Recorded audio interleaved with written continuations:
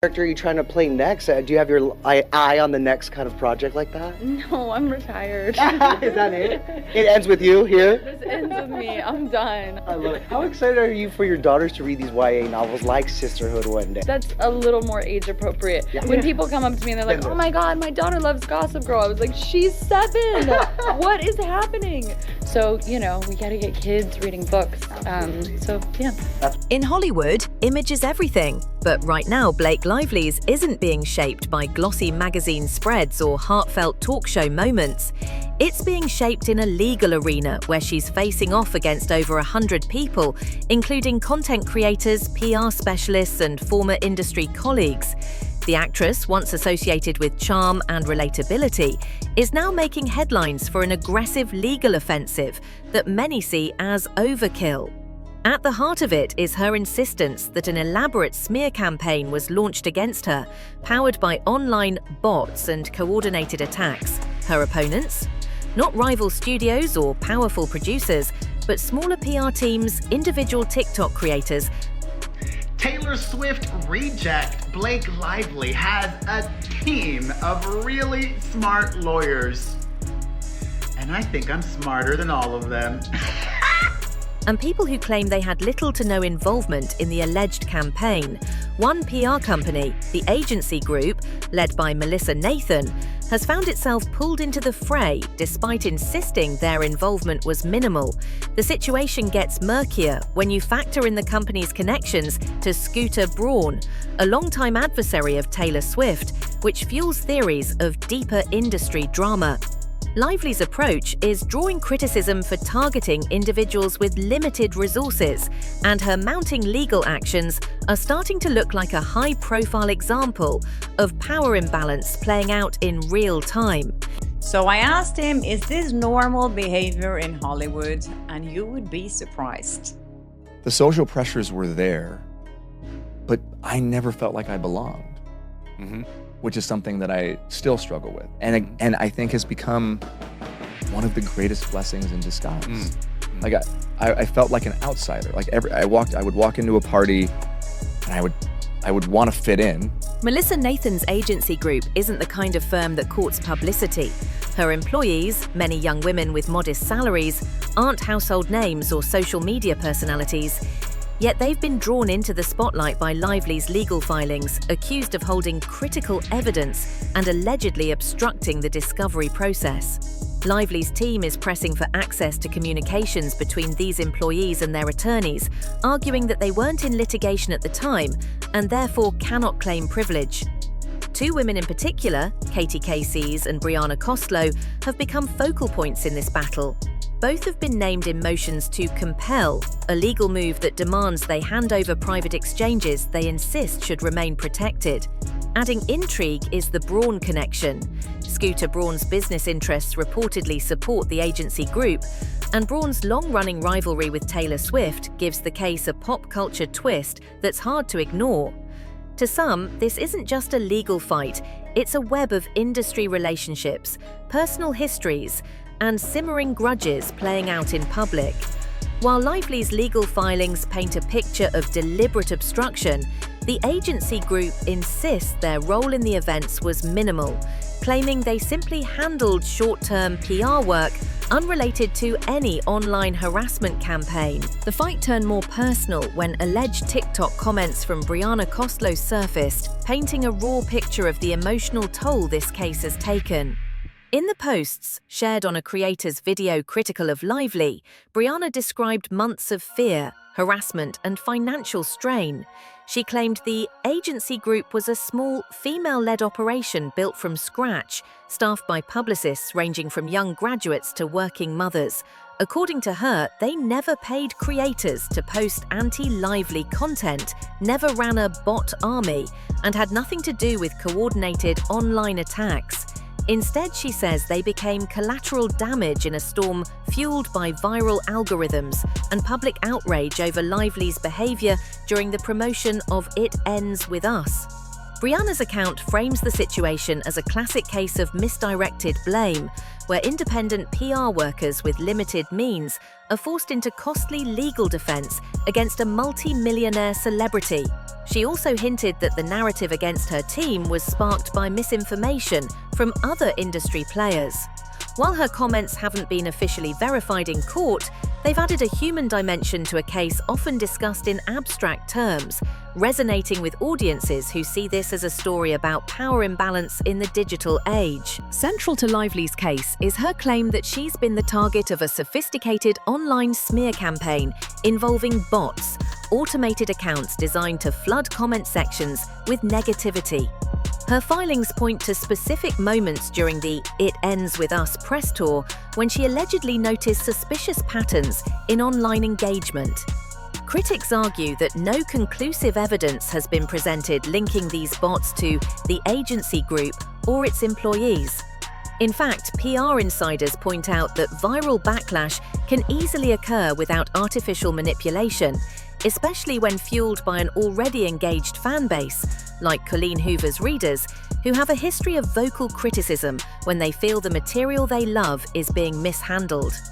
In this view, the controversy surrounding Lively's interviews, professional tactics, was a perfect storm for organic outrage, not necessarily a manufactured attack.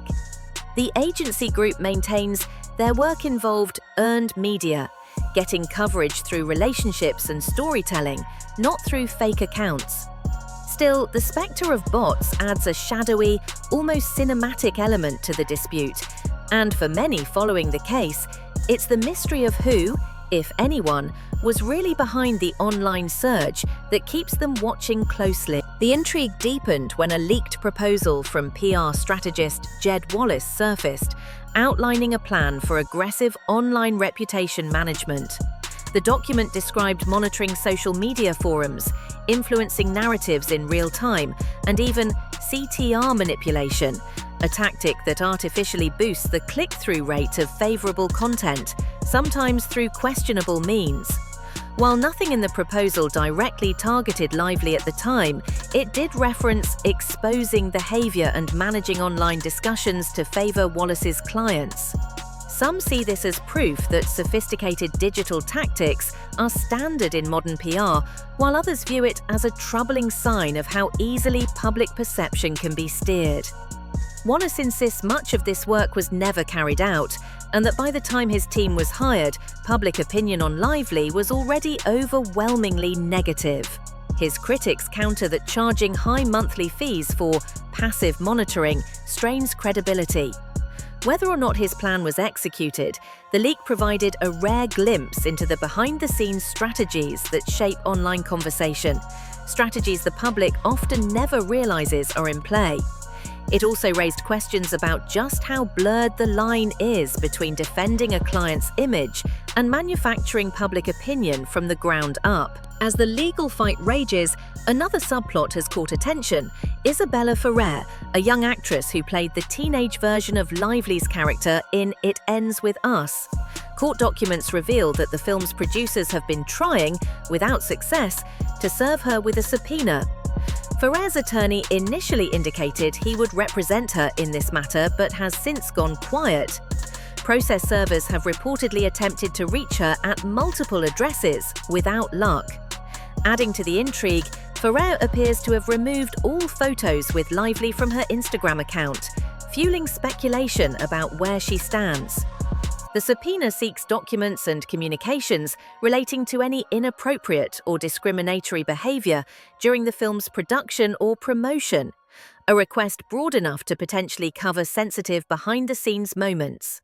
Observers note that Ferrer comes from a family with deep entertainment ties, which could be influencing her decision to stay out of the fray.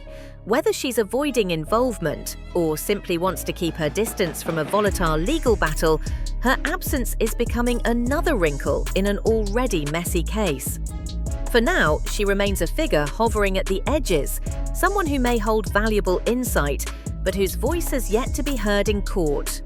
What makes this case so unusual is how Lively's own actions may be amplifying the very criticism she's trying to suppress. PR experts often warn celebrities to ignore negative press when possible, because responding publicly can draw more attention to it, a phenomenon known as the Streisand effect. In Lively's situation, filing lawsuits and naming dozens of individuals has turned a niche internet controversy into a mainstream headline. Critics say the strategy has mobilized her detractors, inspired more content creation on the topic, and deepened public curiosity about what really happened. Even those previously unaware of the drama are now aware because of the high-profile nature of the case. Instead of quietly fading, the backlash has expanded, now touching unrelated figures, small businesses, and people who may have had only peripheral contact with her. It's a classic case study in how aggressive image control can backfire in the social media age. With every new filing, the conversation grows, and Lively's opponents gain more opportunities to share their version of events, something that may be far more damaging to her brand than the original wave of criticism she was fighting against. Another point of tension in this saga is the gender dynamic. Lively has long been positioned publicly as a champion for women, speaking about female empowerment and solidarity in the entertainment industry. Yet many of the people she's pursuing in court are women, particularly younger women working in PR or independent content creation. Aside from a few male targets, like Perez Hilton and Andy Signor, the list of those caught in the legal crosshairs is overwhelmingly female. Critics argue this undercuts her public advocacy, suggesting a disconnect between her stated values and her actions. Supporters counter that gender should not shield anyone from accountability if wrongdoing is proven. But in the court of public opinion, optics matter, and the image of a wealthy, established actress dragging smaller, women-led businesses into protracted legal battles is not playing well for some. Whether intentional or not, the optics create a narrative of a celebrity punching down, and that narrative is fueling more backlash online. It's yet another example of how, in the age of social media, perception often wields as much influence as the facts themselves. The case has also shone a light on the murky world of digital PR, where strategies to manage reputation can veer into ethically grey territory. The leaked documents from Jed Wallace's proposal revealed a side of the industry that the public rarely sees, one where SEO manipulation, comment section monitoring, and targeted engagement are treated as tools of the trade. While these tactics aren't illegal in themselves, their use raises questions about authenticity in online discourse. Are trending topics and viral moments always organic, or are they sometimes carefully engineered to appear that way? The line between protecting a client's image and manufacturing public sentiment can be razor thin, and this case has brought that line into focus. For critics, it's a reminder of how easily the online world can be shaped by those with the resources to influence it. For supporters of such tactics, it's simply the reality of modern media, a game where visibility is everything, and influence is a commodity to be bought, sold, and optimized. Either way, this legal drama has pulled back the curtain on a part of Hollywood that thrives out of sight, but impacts what millions of people see every day. As the filings stack up, one thing is clear: this fight is far from over. The cast of characters continues to grow, with new subpoenas, emerging side stories, and potential witnesses still in the wings. Allegations of bot use remain unproven, but they hang over the case like a cloud, feeding speculation and distrust. Figures like Isabella Ferrer could play a role in shifting the narrative, but until more voices are heard in court, much of the story remains locked in a swirl of claims and counterclaims. For now, the public is left piecing together a puzzle that blends legal complexity with Hollywood spectacle. It's a saga about power, reputation, and the high-stakes nature of image in the digital age, where one misstep can spiral into a full-blown PR crisis. Whether Lively emerges vindicated or further tarnished, the case will likely serve as a cautionary tale for other celebrities navigating the treacherous waters of online opinion.